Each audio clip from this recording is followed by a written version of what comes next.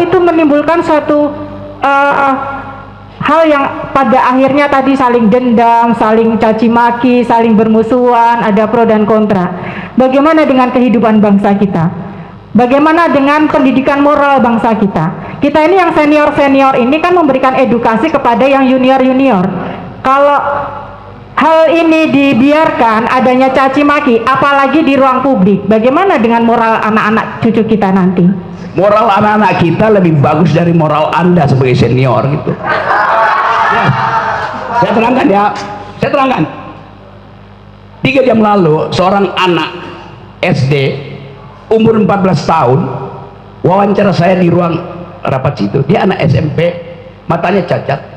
Dia mendengarkan seluruh podcast saya tentang keadilan dan dia bilang begini, saya umur 14 tahun tapi saya mau protes kenapa negara ini terus menerus tidak dia pakai bahasa, bukankah negara ini Pancasilais, kenapa keadilan susah betul diperoleh.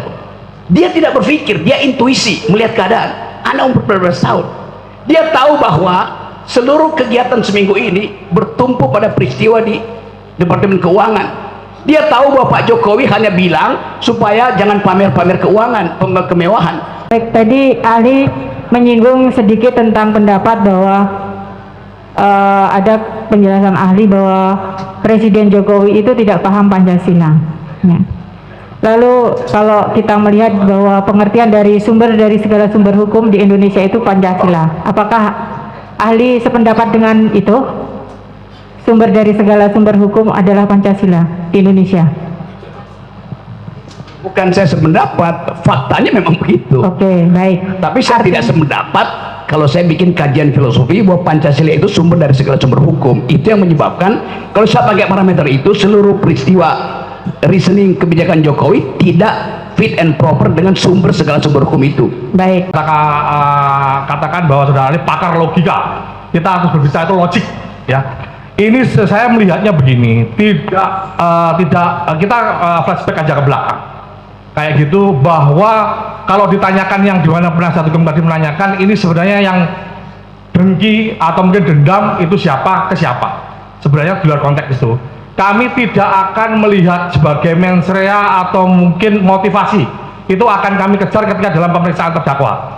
Tetapi saya melihat dari kasus-kasus sebelumnya terkait menyangkut Bambang Tri dan Sugi Nur, itu selalu rata-rata dalam podcastnya, termasuk yang di Mubahalah yang menjadi pangkal persoalan dalam persidangan kali ini, adanya suatu kebencian terhadap Presiden Republik Indonesia, Bapak Jokowi. Karena yang diangkat itu, sekarang kalau saya tanyakan kepada Pak Bambang itu SD, SMP, SMA, kuliah tidak pernah kenal dengan namanya Pak Jokowi. Tapi dalam sebentar, nggak usah dikomentari dulu. Dalam bukunya Jokowi Undercover 1 maupun Jokowi Undercover 2 yang katanya belum terbit, Jokowi Undercover 1, saudara ahli tahu bahwa gara-gara membuat buku itu, yang saya tahu kalau memang itu penelitiannya itu sesuai dengan data kayak gitu, ada semacam harusnya bedah buku, ngundang misalnya saudara ahli mengatakan itu kalau misalnya diuji di pakar-pakar atau mungkin di universitas. Sebentar Pak, terdakwa tenang dulu, nanti ada gilirannya. Oke, sebentar. Tidak pernah dilakukan oleh yang bersangkutan. Sebentar. Gini aja, mungkin bisa dipersingkat Pak Jaksa, ya, to the point saja, biar bisa dipersingkat. Ada verifikasi data, pembanding data. Kami hadirkan kepala sekolah dengan data-data yang ada, meskipun kami ini hanya dalam berkas perkara hanya ijazah itu fotokopi tapi terlegalisir oleh yang membuat, dalam hal ini sekolah. Sebentar, saudara terdakwa bisa tenang tidak? Itu kalau saudara tidak bisa tenang, saya suruh keluar nanti. Kalau dibandingkan, kami belum saling membandingkan karena ada studi komparatif atau mungkin pembuktian saling pembanding dalam pemeriksaan terdakwa nanti. Kami mempunyai bukti otentik dalam artian meskipun fotokopi tapi terlegalisir dikeluarkan. Oke, sebentar, gini aja, sebentar, sekali lagi saudara, nanti saya suruh keluar nanti ya. Kami belum tahu dari pihak Pak Bambang ini palsunya di mana. Ya, apakah dia punya fotokopi supaya kami yang terlegalisir, kita tidak tahu. Pertanyaannya aja Pak Jaksa. Pertanyaannya, apakah itu terus kemudian yang viral kemarin bahwa sebelum ke persidangan hari ini ada saksi kami hadirkan, Joko Wahyudi. Saudara terdakwa itu dalam konten YouTube-nya bilang tembak kepala saya, ya kan, ijazah SD, SMP, SMA Pak Jokowi itu palsu karena nyuri ijazahnya Pak Joko Wahyudi. Sementara Joko Wahyudi kami hadirkan dan ijazahnya tidak hilang. Jadi curi dong. Sebentar, sekali lagi saudara bisa tenang nggak? Itu kebohongan. Tolong terdakwa tenang ya. Atau itu suatu bentuk kedunguan? Oke, Saudara bisa pertanyaan Ya, ya. saya tanyakan tadi. Ya, jadi itu pertanyaannya. Apakah itu suatu bentuk kebohongan? Atau kedunguan? Ya, karena tadi ahli juga menyampaikan beberapa kali perkataan Ya kan, kedunguan dan sesuai kebodohan. logika, Oke. logik. Oke. Nah, terus itu dungu Oke. segala macam. Makanya kan Yang disampaikan Pak Jaksa tadi itu fakta itu selama hasil persidangan. dalam Oke. Pak Joko Wahyudi yang dituduh Oke. ijazah SMA-nya hilang dicuri oleh Pak Jokowi, tapi dihadirkan ijazahnya tidak hilang. Oke, nanti ada giliran saudara terdakwa, oke, tenang dulu. Gimana pendapat tenang saudara? dulu. Gimana Oke, pendapat saudara? oke, pendapatnya ahli ini hanya berpendapat, monggo pendapat saja, oke. Sekali lagi saya ingatkan di sini, meskipun ahli ini ahli filsafat, tetap sifatnya netral, hanya memberikan pendapat. Belum. Soal pendapat ahli, sebentar, nggak bisa, sebentar, bisa, ya, sekali lagi saya ingatkan, kalau saudara berteriak-teriak terus saya suruh dikeluarkan dari sidang, oke? Tahanan luar dulu bukan Pak? Oke. Gimana pendapat? Sebentar. Ya, ahli tadi sudah mencerna apa yang disampaikan oleh Pak Jaksa. Silakan pendapat yang kita minta, pendapat ahli itu berpendapat untuk meyakinkan kami majelis hakim. Jadi sekali lagi kami ingatkan di sini kami bersidang itu sesuai ketentuan KUHAP, ada ketentuannya. Kami juga bertanggung jawab terhadap undang-undang, juga bertanggung jawab terhadap Tuhan Yang Maha Esa. Jadi nanti saya pikir di sidang ini jangan lagi ada saling menuduh, misalnya penasihat hukum menuduh jaksa begini, jaksa menuduh penasihat begini. Tidak usah saling menuduh, kita silakan aja saling membuktikan ya. Nanti dari beberapa saksi dan ahli yang dihadirkan, kami akan menilai. Mudah-mudahan kami diberikan pencerahan lah. Ya. Silakan ahli, silakan. Oke, terima kasih. Pendapat tadi kan pendapat dari sisi pertanyaan penasihat hukum, sekarang pendapat dari sisi fakta yang disampaikan oleh jaksa, bagaimana menurut ahli mengenai kedunguan dan kebodohan tadi. Oke, terima kasih Pak Hakim. Di awal saya terangkan bahwa hoax itu bukan kejahatan, karena dia punya fungsi untuk memancing opini publik, terutama di negara-negara yang tersumbat kanal-kanal informasi. Kita bikin hoax saja. Lain kalau negara ini terbuka, nggak ada orang yang bikin hoax. Jadi dibalik, kenapa hoax muncul? Karena informasinya tertutup, itu soalnya. Yang ada di undang-undang itu urusan saudara itu. Jadi satu poin. Yang kedua, kasus ini dari awal kasus politik, bukan, karena yang dipersoalkan ada tokoh politik namanya Joko Widodo yang adalah presiden. Kalau Joko Widodo yang saya temuin tadi di sekolah 26 yang nggak ada soal. Justru karena tadi prinsip noblesse oblilis, maka seluruh mata itu mesti diarahkan dengan kecurigaan penuh pada Jokowi. Itu dasarnya, standar berpikirnya begitu. Anda tidak hadapi seorang warga negara terhadap warga negara yang lain, enggak, terhadap kedudukan noblesse oblige dari presiden. Artinya kita ingin presiden itu can do no wrong, nggak boleh salah presiden itu, nggak boleh ada cacat dia. Karena itu kita bersihkan, termasuk kecurigaan. Kenapa saya juga mencurigai, kenapa seseorang yang lulus dari universitas tidak bisa berpikir abstrak? Coba, tidak bisa berpikir konseptual. Saya curigai. Baik, jawab pertanyaan saya tadi. Ketika saya menjelaskan tadi kasus itu tadi, jawaban saudara gimana? Ini dalam rangka menjawab. Oke. Ya. Karena memang Sesuai filsafat, logika apa tidak? ya memang kalau filsafat begini memang, oke. Jadi karena ini ahli filsafat, jawabannya ya Oke. filsafat nih. Ya, silakan, oke. Tolong penonton diam, penonton tolong ya tertib ya, penonton tertib ya. Saya ingatkan penonton tertib ya. Ini sidang, tolong ya. Silakan dilanjutkan Pak Jaksa, silakan. Ya, Oke. oke. Ya. Menurut filsafat ya saudara ahli kayak gitu, pemberitaan apapun, penyebarluasan informasi apapun kayak gitu kan, sebelum ada keyakinan atau data yang terverifikasi kan tidak boleh istilahnya menyebarkan itu suatu kebohongan atau melakukan tidak sesuai data kayak gitu, karena itu menyangkut kredibilitas seseorang kayak gitu. Menurut pendapat ahli gimana? Itu yang saya bantah dari tadi, nggak ada kredibilitas seseorang di situ. Presiden nggak punya kredibilitas sebagai manusia yang punya jabatan publik. Apa kredibilitas presiden? Dia dipilih rakyat supaya meneruskan kepemimpinan. Dia juga bisa dijatuhkan rakyat. Apa kredibilitasnya? Intinya Anda mesti paham, di dalam hukum person in law yang adalah human dignity. Oke, saya lanjutkan ya, bahwa dari konten podcast mubalah kedua orang, terus akhirnya yang membawa mereka ke persidangan hari ini itu menimbulkan pro dan kontra di masyarakat, di medsos, di dunia maya. Saya tanyakan kepada saudara, dunia maya ini apakah sudah menjadi representasi dunia nyata pada saat ini? Sebelum itu saya tanya dulu, pro dan kontra itu baik nggak ada di dunia maya? Boleh, ada. Baik atau tidak?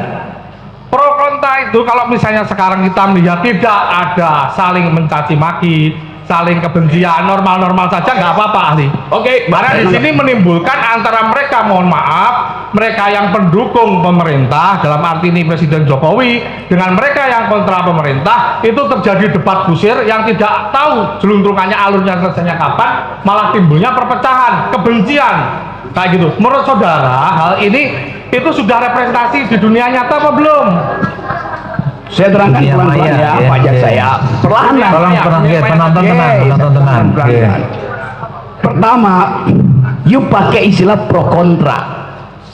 Pro kontra itu maksimal yang satu puji, yang satu caci. Kalau dua-dua puji itu hanya pro-pro. Enggak, Pak. Ya, Kalau hanya mencaci artinya kontra-kontra. ya. Dunia ini pro kontra. Anda tidak bisa mengusulkan Anda pro kontra tapi saling puji aja ya. Anda pro kontra tapi saling cacat. Jadi secara logis definisi Anda itu cacat di dalam definisi. Oke. Tenang, sekali lagi tenang, tenang. Oke. Tenang, Saya mikir pro kontra tadi, saya mengatakan bahwa saya tanyakan kembali lagi. Dunia maya menurut saudara ahli ini merupakan representasi dunia nyata apa tidak? Dunia maya itu, perhatikan ya kalimat saya, sesuatu yang diupload ke dunia maya mengalami abstraksi. Anda nggak bisa lihat. Kalau saya bilang bangsa tuh Jokowi, Anda akan bilang Anda maki. Orang itu lagi berbaring memaki-maki, kalimatnya bangsat, tetapi sebetulnya dia lagi gembira. Bagaimana cari representasinya? Itu hanya bisa dibaca dengan metode dalam ilmu hukum namanya hermeneutics of suspicion. Oke. Pernah belajar itu nggak? Oke. Oke. Sekali lagi saya peringatkan penonton ya, tolong jangan Teriak-teriak, ini sidang ya. Mohon saudara ahli ingat-ingat, tolong dihormati sidang ini. Saudara ahli ingat-ingat kembali. Ini kutipan yang saya tanyakan kepada saudara itu dalam kapasitas ketika pada waktu saudara pernah menjadi saksi dalam persidangan Ratna Sarumpait? Pernah?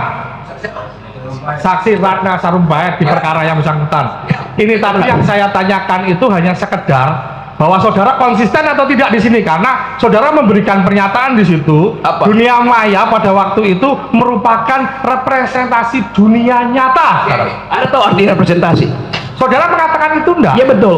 Ya betul, cukup. Bentar. Cukup. Anda tahu nggak representasi itu bukan identitas primer. Oke. Namanya representasi. Saya tanyakan sudah dijawab. Ini saya melanjutkan pertanyaan yang lain. Ini. Lanjut, pertanyaan lanjut. Sekali lagi saya ingatkan, tolong yang teriak itu dikeluarkan. Nah, ini keterangan saudara pada waktu Supaya biar mati. ini. Yang tadi sekedar itu ya cuma sekedar yang kita bacakan, panjang lebar saya terangkan di situ. Ini saya kutip. Oke, ini kutip ya. panjang lebar. Timbul pro kontra di masyarakat, di medsos, di dunia maya. Terus saudara menjelaskan dunia maya menurut saudara itu pada waktu itu representasi dari dunia nyata. Saya hanya menanyakan itu aja. Apakah itu pernyataan saudara pada waktu itu? Apakah itu pernyataan sepenggal apa selengkapnya? Loh, itu sudah istilahnya sudah kami lihat bahwa posisinya lengkap seperti itu, kami mengutipnya lengkap. Saya terangkan pada waktu itu, Anda hanya bisa mengakses dunia maya sebagai representasi. Bisa bedain nggak? Dengan mengatakan bagaimana? Oke, silakan saudara berklik juga tidak apa-apa. Nih, kemudian Ya. Ini memang jawaban filsafat seperti ini Bang Jaksa. Ya. Izin Jawaban yang mulia, filsafat. Ya. mohon ini ahli yang kami hadirkan. Oke. Kalau saudara jaksa tidak sependapat, silakan cari pertanyaan yang jawabannya Oke, diduga oke. sependapat. Oke. Tapi Oke. saya tidak terima ahli kami dinyatakan Oke, oke. demikian, Enggak. tidak dalam forumnya. Sebentar, gantian, sebentar. Dan justru ini mengkonfirmasi dendam oke. seorang jaksa. Sebentar, gini, sebentar. Dendam di- Semua punya hal yang sama. Tolong, siapa yang berteriak itu tolong keluarkan. Yang berteriak itu keluar. Keluarkan yang suka bertanya. Itu keluarkan. Dari tadi saya memperhatikan penonton tidak tertib, keluar masuk saya Tolong nanya. jangan berteriak ya, dukung Oke. kami dengan tertib. Kalau memang mendukung silakan dengan tertib. Kita lihat sidang-sidang di tempat lain tuh bisa tertib, kenapa di sini tidak? Oke. terus ini dua Oke. pertanyaan terakhir ahli ya. Oke, silakan Pak Jaksa. Oke. Dalam konteks kekinian atau masa kini bahwa memaknai keonaran atau onar itu kan tidak dalam kafian yang sempit karena dengan majunya teknologi dan perkembangan zaman, ya kan? Yang ingin saya tanyakan, apakah keonaran atau keributan itu di dunia maya, medsos tadi, sebenarnya saudara pernah saya tanyakan tadi, itu harus sifatnya itu harus fisik? Itu pertanyaan saya.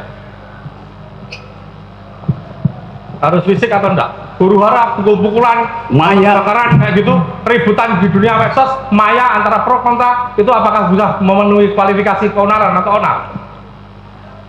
Itu namanya faulty reasoning, namanya red herring gitu.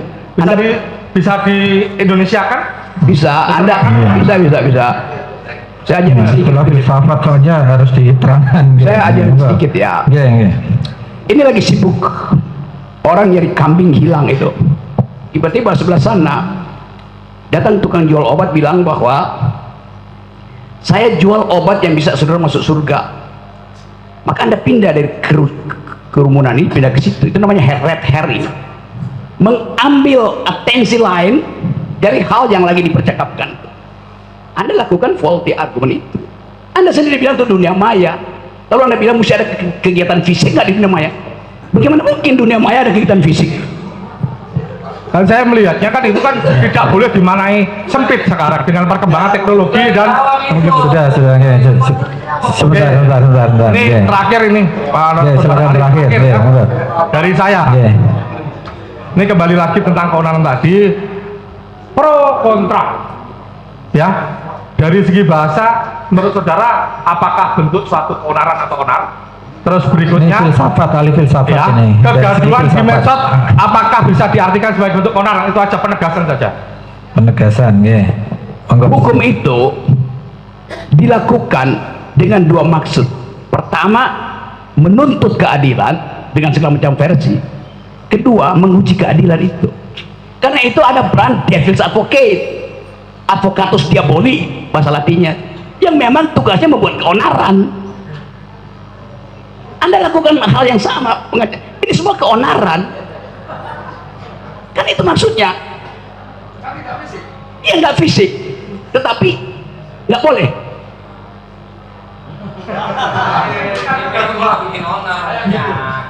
Yang Anda maksud keonaran itu kalau menyebabkan akibat material. Di mana ada akibat material orang keonaran di dunia maya tuh? You are playing that Saya cukup, Pak Jaksa, ada lagi dari yang Ada. menambahkan? Monggo. Baik, saya menambahkan. Singkat saja. Ya, baik, tadi ahli menyinggung sedikit tentang pendapat bahwa ada penjelasan ahli bahwa Presiden Jokowi itu tidak paham Pancasila. Ya. Lalu kalau kita melihat bahwa pengertian dari segala sumber hukum di Indonesia itu Pancasila, apakah ahli sependapat dengan itu? Sumber dari segala sumber hukum adalah Pancasila di Indonesia. Bukan saya sependapat, faktanya memang begitu. Oke, baik. Tapi saya tidak sependapat kalau saya bikin kajian filosofi bahwa Pancasila itu sumber dari segala sumber hukum. Itu yang menyebabkan kalau saya pakai parameter itu seluruh peristiwa reasoning kebijakan Jokowi tidak fit and proper dengan segala sumber hukum itu. Baik, enggak. Saya hanya menanyakan apakah sumber dari segala sumber hukum di Indonesia adalah Pancasila, itu sudah menjadi pedoman. Ya, baik, baik. Artinya bahwa dalam kehidupan bernegara, berbangsa, bermasyarakat, berbangsa dan bernegara, semua warga negara Indonesia harus berdasarkan Pancasila. Oke? Salah satu butir pelaksanaan dari Pancasila adalah salah satunya saling menghormati sesama manusia. Baik. Nah, dihubungkan dengan penjelasan ahli bahwa tadi dikatakan bahwa hoax itu bukan kejahatan, orang saling caci maki di dalam ruang publik sekalipun, di media sekalipun, itu biasa-biasa saja, boleh-boleh saja. Yang saya tanyakan, kalau itu menimbulkan suatu hal yang pada akhirnya tadi saling dendam, saling caci maki, saling bermusuhan, ada pro dan kontra, bagaimana dengan kehidupan bangsa kita? Bagaimana dengan pendidikan moral bangsa kita? Kita ini yang senior-senior ini kan memberikan edukasi kepada yang junior-junior. Kalau hal ini dibiarkan adanya caci maki, apalagi di ruang publik, bagaimana dengan moral anak-anak cucu kita nanti? Moral anak-anak kita lebih bagus dari moral Anda sebagai senior gitu. Ya, saya terangkan ya, saya terangkan. 3 jam lalu seorang anak SD umur 14 tahun wawancara saya di ruang rapat situ. Dia anak SMP, matanya cacat. Dia mendengarkan seluruh podcast saya tentang keadilan dan dia bilang begini, saya umur 14 tahun tapi saya mau protes kenapa negara ini terus menerus tidak dia pakai bahasa, bukankah negara ini Pancasilais, kenapa keadilan susah betul diperoleh? Dia tidak berpikir, dia intuisi melihat keadaan. Anak umur 14 tahun, dia tahu bahwa seluruh kegiatan seminggu ini bertumpu pada peristiwa di Departemen Keuangan. Dia tahu bahwa Pak Jokowi hanya bilang supaya jangan pamer-pamer keuangan, kemewahan. Dia protes, dia bilang ini bukan soal pameran, ini sistemnya. Anak itu moralnya lebih tinggi dari Anda sebagai senior. Iya. Dari mana saudara mengatakan bahwa itu moralnya lebih tinggi dari saya? Dari cara dia memprotes. Apakah saya memprotes saudara? Anda bertanya seolah-olah moral mereka itu harus Anda didik. Saya menanyakan. Anda bilang tadi kita senior mesti mendidik anak-anak ini. Loh, dia udah lebih pinter moralnya daripada senior. Saudara ahli tadi mengatakan bahwa tadi saudara seperti mencontohkan pertanyaan teman saya tadi, ada kambing hilang sama orang yang jualan jamu, ya kan? Mengalihkan seperti, mohon maaf Bapak. Sebentar, biar gini Ya. aja to the point aja, pertanyaan tadi udah Jadi saya merasa hanya bertanya, saudara ahli masih berpendapat bahwa saling mencaci, saling memaki, memancing opini publik yang menimbulkan pro kontra di area publik. Enggak, gini ya. Konteksnya karena informasi tertutup, hoax timbul. Sudah Itu berkali-kali konteksnya. tadi disampaikan ahli. Ya. Oke. Oke, sekarang satu lagi pertanyaan. Oke. Saya tanya ahli, saudara ahli, secara pribadi, saudara percaya nggak dengan informasi yang disampaikan Bambang Tri? Secara pribadi, saudara percaya nggak dengan informasi yang disampaikan oleh Bambang Tri? Saya ingin informasi itu diuji di wilayah akademis. Nggak, saya tanya percaya atau tidak? Tunggu sebentar, tolong. Oke, nggak bisa, saksi atau ahli tidak bisa dipaksa. Oke, monggo, ahli monggo mau dijawab boleh, mau tidak jawab boleh. Oke, sebentar, sudah saya cukup ya. Oke, karena itu saya rasa tidak, oke, saya rasa cukup nih. Izin yang mulia, bertanya. Mas ada? Masih yang mulia. To the point aja ya, supaya jangan berbelit-belit nih, supaya to the point aja, Tadi ahli menjelaskan mengenai penerapan perbedaan hate speech antara di Eropa dan Amerika terhadap menghujat seorang wanita. Dan saya tanyakan hal-hal apa saja yang mempengaruhi hal tersebut, ya mungkin contohnya tadi hate speech, mungkin penerapan hukuman seperti orang menabrak babi di Papua dengan di Jawa itu kan berbeda, mungkin hukum adatnya. Hal-hal apa saja yang mempengaruhi hal tersebut seperti itu? Ini ya, hate speech itu istilah di dalam hukum internasional yang dikaitkan dengan persoalan masa lalu di mana satu kelompok itu dihinakan. Itu dasar. Ini bukan soal local wisdom, salah lagi Anda tuh, nggak ada urusan dengan local wisdom. Kenapa begitu? Supaya memproteksi potensi itu berlangsung ke depan. Itu intinya tuh. Jadi kalau saya terangkan etimologi, genealogi dari soal-soal itu, saya mau beritahu bahwa sistem berpikir kita dibuat sedemikian rupa sehingga kita lupa bahwa sesuatu itu ada sejarahnya tuh. Termasuk KUHP yang baru itu kan kacau isinya kan, karena nggak ngerti sejarah tentang hate speech itu. Jadi diterjemahan, oh hate speech artinya ujaran kebencian. Oh hate speech itu kata utuh, nggak boleh diterjemahkan. Begitu terjemahkan dia berubah menjadi fungsi untuk kita foto aja siapa yang yakin bahwa itu benar apa salah. Lo itu nalarnya ada di situ. Jadi saya kasih kritik bahkan ke pembuat undang-undang, Anda nggak baca sejarah intelektual dari demokrasi, dari hukum itu. Itu pentingnya di Fakultas Hukum diajaran intellectual history, legal philosophy itu. Jadi kalau saya layani pertanyaan begini, itu saya cuma bayangkan kalian di Fakultas Hukum belajar apa itu? Kalian belajar undang-undang bukan hukum. Saya semua tahu ya, kalau kita semua belajar filsafat, jadi Pak Jaksa, pengacara juga tahu. Mungkin jawaban yang disampaikan oleh ahli mungkin saja tidak sesuai dengan apa yang kita pikirkan kan? Karena jawaban filsafat itu memang begitu. Tapi sudah cukup ya saya rasa untuk Jaksa, cukup ya. Mungkin dari majelis ada Satu aja yang mulia. ya, Satu aja terkait. Poin aja. Saudara Kita mau skor istirahatnya ya. saudara ahli ya, satu aja terkait kebebasan berpendapat ya. Tadi ahli menjelaskan memang masyarakat bebas berpendapat, bebas mengutarakan kritik, kritis dan segala macam ya. Menurut ahli, apakah kebebasan berpendapat tersebut apakah sebebas-bebasnya tanpa ada batasan-batasan, tanpa ada aturan-aturan yang diatur di dalam negara kita selaku negara hukum? Secara normatif tidak boleh ada larangan terhadap kebebasan berpendapat. Tunggu dulu. Secara normatif.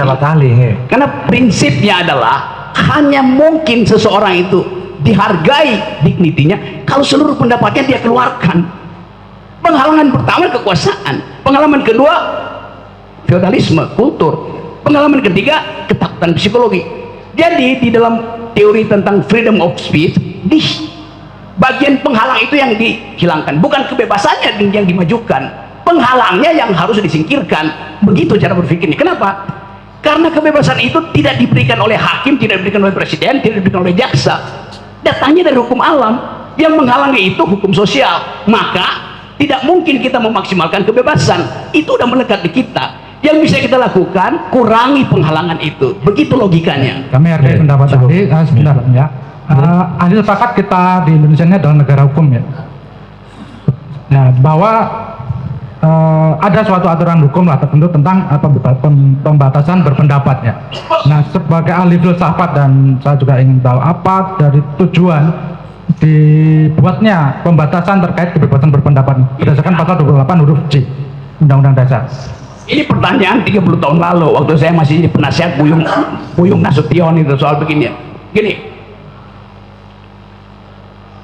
pasal yang mengatur kebebasan berpendapat itu untuk memaksimalkan kebebasan berpendapat, bukan untuk menghalangi. Karena ada ABCD segala macam yang sering disebut Egy Sujana. Jadi kalau semakin diatur kebebasan itu, semakin nilai pendapatnya semakin kurang.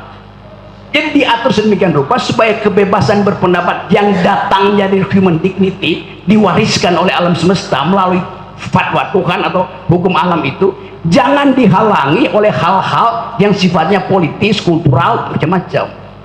Jadi prinsipnya negativity bukan positivity. Karena yang berpendapat itu manusia itu udah bagus. Yang mesti kita halangi mereka yang menghalangi kebebasan berpendapat.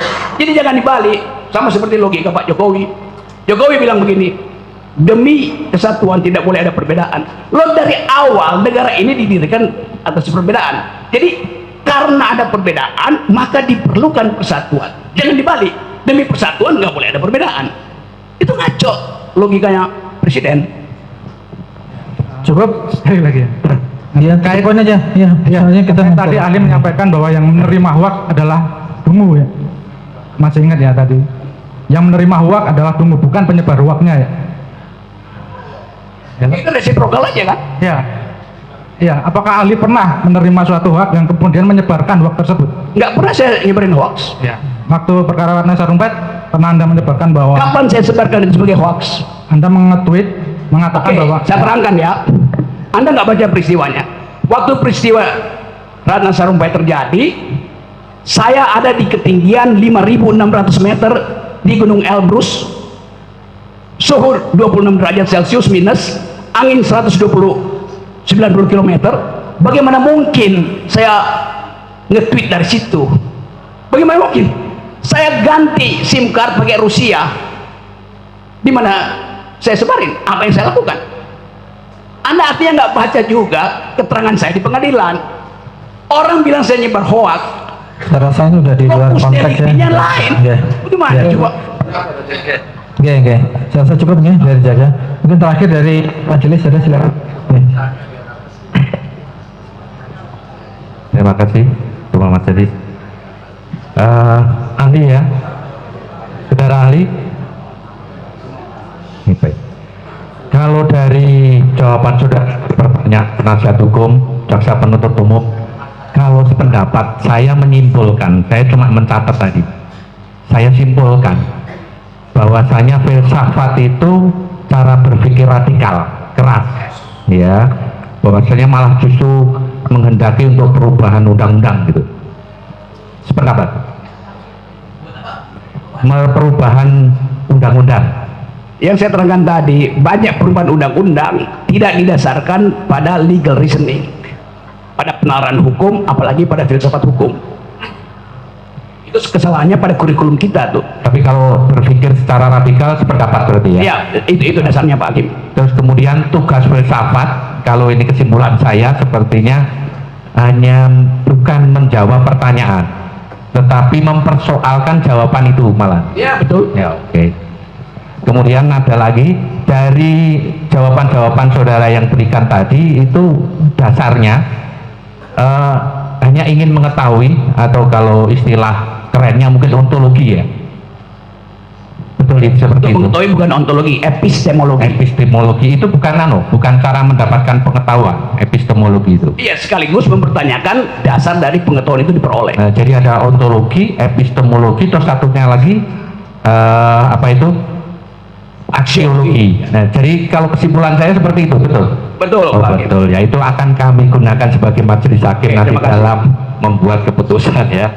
Oke, kemudian satu lagi, tadi kan saudara ahli menjelaskan penemuan bisa dilakukan secara reasoning, akal, begitu. Nah, kemudian agar menjadi reasoning itu secara normal diterima, ya kan?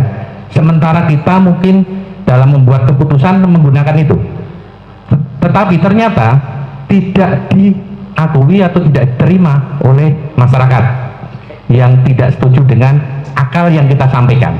Ya, adakah secara filsafat hukum atau filsafat untuk menjadikan kriteria atau ukuran bagi majelis hakim dalam mengambil penemuan itu secara reasoning? Oke, ini terima kasih. Ini Pak Hakim mengikuti literatur terakhir di dalam studi hukum itu. Saya terangkan pelan-pelan ya. Memanfaatkan logika, legal reasoning, justru itu yang jadi tumpuan hukum positif Indonesia yang bersumber pada pelajaran-pelajaran dari Hans Kelsen. Anda pasti belajar, Anda benar-benar belajar Hans Kelsen. Pernah? Nah, saya serius karena ini positivisme hukum Indonesia dasarnya adalah teori Stephen Baum dari Hans Kelsen. Pak Jaksa pernah belajar? Ya, saya tanya jujur aja sebagai akademisi, pernah? Nggak belajar, susah, baru dengar. Apa? Oh, salah lagi. Dilanjutkan aja. Skopon. Dilanjutkan aja, saudara ahli. Saya terangin ini. Tolong dilanjutkan aja. Itu sebagai bahan. Itu namanya pure theory of law dari Hans Kelsen yang mengatakan bahwa hukum itu bisa ditarik dari norma di atasnya tanpa perlu uji faktanya. Dan Hans Kelsen di Indonesia diterjemahkan secara keliru, sama seperti soal Pancasila tadi. Menurut Hans Kelsen, sumber hukum pertama itu tidak boleh konkret, karena itu dia sebut sebagai fiksi hukum. Pancasila itu konkret, ada 5 sila. Pancasila itu konkret, ada tanggal lahirnya. Stat fundamental norm nggak boleh ada tanggal lahirnya, supaya dia jadi regulatif ideal, ide yang menuntun aja, jangan dibumikan ide itu. Kenapa begitu? Karena Hans Kelsen adalah murid dari Immanuel Kant, yang juga menulis filsafat yang disebut Reinen Vernunft, logika murni itu. Ini bahayanya kalau Anda belajar hukum tanpa belajar filsafat hukum, itu soalnya. Jadi kekacauan kita mulai dari awal, kurikulum fakultas hukum itu kacau, reasoningnya nggak ada. Gimana mungkin jaksa nggak ngerti beda antara Roscoe Pound dan Hans Kelsen? Saya mengajar di filsafat Maaf, Mas, saudara menjelaskan pertanyaan kami. Ya. Ini dung juga nih jaksa ini. Oke. Pendapat ahli aja dari pertanyaan. Jadi memang begitu. Sekarang ada problem, berkembang teori-teori baru yang tidak perlu mengikuti Stufenbaum itu. Misalnya feminist jurisprudence.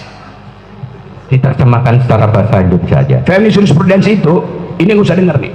Feminist jurisprudence artinya pengalaman perempuan itu konkret sebagai pengalaman hukum yang ditinggalkan berabad-abad. Yang kedua, critical legal study. Untuk membaca di belakang hukum ada persekongkolan antara politik dan ekonomi. Critical legal study. Ada economic analysis of law yang memakai metode ekonomi untuk membaca hukum. Ada hukum tentang lingkungan, environmental ethics, banyak betul perspektif. Nah, itu yang sebetulnya diperlukan sebagai pembanding dari sistem positivistik kita itu. Makasih Pak Hakim. Oke, satu lagi. Nah, untuk melindungi kami selaku majelis hakim dari hukum formil secara filsafat hukum, saudara berikan. Saya percaya bahwa akses kita terhadap teori, terhadap pengetahuan di luar bertumbuh melalui tadi sosial media tuh. Tentu Pak Hakim kalau pergi ke luar negeri bertemu dengan hakim-hakim di luar negeri, kita bisa bandingkan bahwa sistem Anglo-Saxon pun mulai membicarakan hal-hal yang sifatnya filosofis, yang tadinya dia nggak peduli itu, dia cuma peduli prinsip stare decisis. Tapi sekarang karena ada krisis lingkungan, orang belajar lagi tentang dasar-dasar filsafat hukum yang memungkinkan manusia itu diolah di dalam kapasitas sebagai warga, bukan sekedar warga negara tapi warga bumi itu. Jadi etik lingkungan itu tumbuh secara bagus sekarang, dan itu mempengaruhi juga sistem hukum ekonomi. Di Davos kemarin bulan Januari ada keputusan bagus bahwa pertumbuhan ekonomi tidak boleh lagi dilindungi oleh hukum positivistik yang pro akumulasi itu. Ada hukum baru tentang lingkungan, solidarity, human solidarity. Jadi semua peralatan hukum kita harusnya kita revisi itu, karena keadilan itu evolve, keadilan itu in the making, keadilan itu tidak konstan. Jadi bagian ini yang terima kasih betul, karena Pak Hakim artinya mengundang saya untuk memberi ceramah tentang perkembangan ilmu hukum. Terima kasih.